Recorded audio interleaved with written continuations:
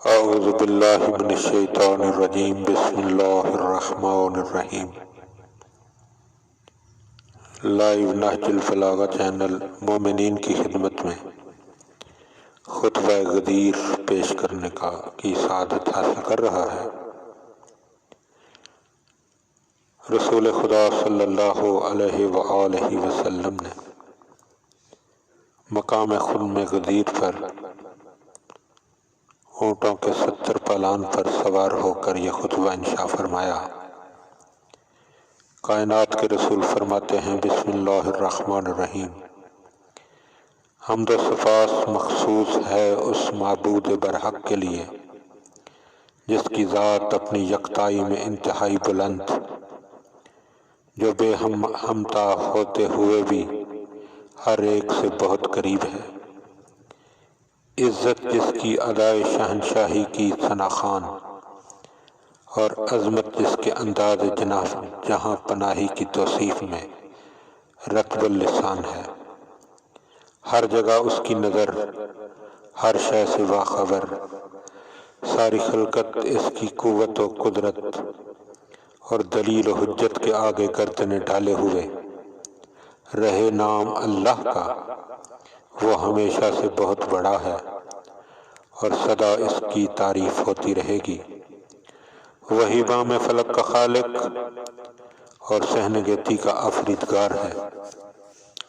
پاک و پاکیزہ ہے اس کی ذات، تمام فرشتوں کا پالنے والا اور روح الامین کا بھی پروردگار۔ اس کی چشم کرم سب کو نوازتی ہے اور ساری مخلوق اس کے انعام و اکرام سے بہرہ مند ہوتی ہے۔ اس کی نگاہ ہر نظر کا جائزہ لیتی ہے مگر کوئی آنکھ اسے نہیں دیکھ پاتی۔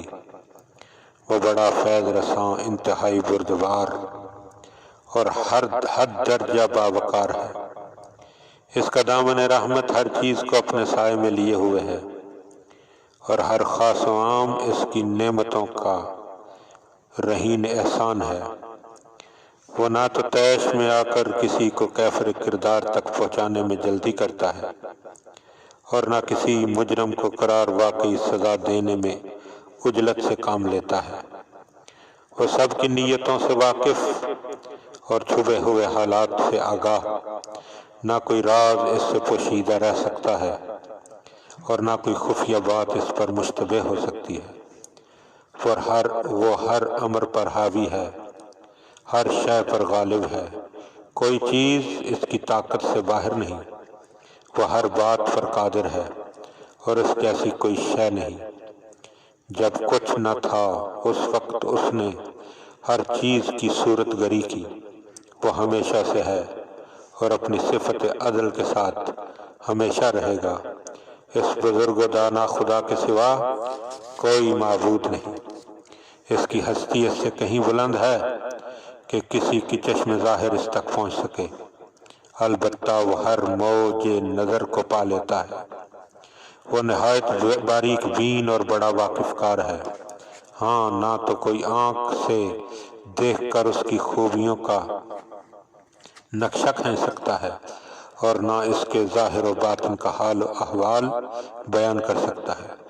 پاک پروردگار تو بس ان ہی حقائق کے ذریعے پہچاننا ممکن ہے جنہیں خود اس نے اپنے لیے دلیل معرفت قرار دیا ہے، اور میں گواہی دیتا ہوں کہ وہی سچا خدا ہے جس کی پاکیزگی کے آثار سے پوری دنیا معمور اور جس کے جلووں کی تابش سے سارا جہاں پر نور ہے۔ وہ کسی سے رائے مشورہ نہیں لیتا بلکہ صرف اپنے منشا سے تمام احکام نافذ کرتا ہے۔ نیز کسی امر کے تعین میں نہ کوئی شریک عمل ہے اور نہ اس کے بندوبست میں کسی کا فرق و خلل ہے۔ کیا کہنا اس کی جدت ترازیوں کا، اس کی ہر تصویر آپ اپنی مثال ہے۔ کوئی تخلیق ایسی نہیں جو کسی کے تعاون، تکلف یا منصوبہ بندی کے سہارے منصہ شہود پر آئی ہو۔ پس اس نے جس چیز کو پیدا کرنا چاہا وہ پیدا ہو گئی، اور جس شے کو عالم وجود میں لانے کا ارادہ کیا وہ ہویدا ہو گئی۔ چنانچہ اس کی ذات تمام کمالات کو گھیرے ہوئے ہے، اور اس کے علاوہ کوئی ہستی نہیں اس کی پرستش کی جائے۔ خلاق عالم کی ہر صفت کمال مہارت کا بہترین نمونہ ہے۔ اس کی دین حسن کرم کی سب سے اعلیٰ مثال ہے کہ وہ ایسا داد گستر ہے جس کے بارے میں ظلم و ستم گری کا خیال تک نہیں آ سکتا۔ وہ سب سے بڑا کریم، اور آخرکار تمام معاملات اس کی بارگاہ میں پیش ہوں گے کہ ہر چیز اس کی قدرت قاہرہ کے آگے سرنگوں، اور ہر شے اس کے جلال و ہیبت کے آگے سجدہ ریز ہے۔ وہ دنیا جہان کا مالک اور آسمانوں کا خالق، سورج اس کے حکم کے تابع، چاند اس کا اطاعت گزار، اور ان میں سے ہر ایک مدت مقررہ تک اپنا کام انجام دیتا رہے گا۔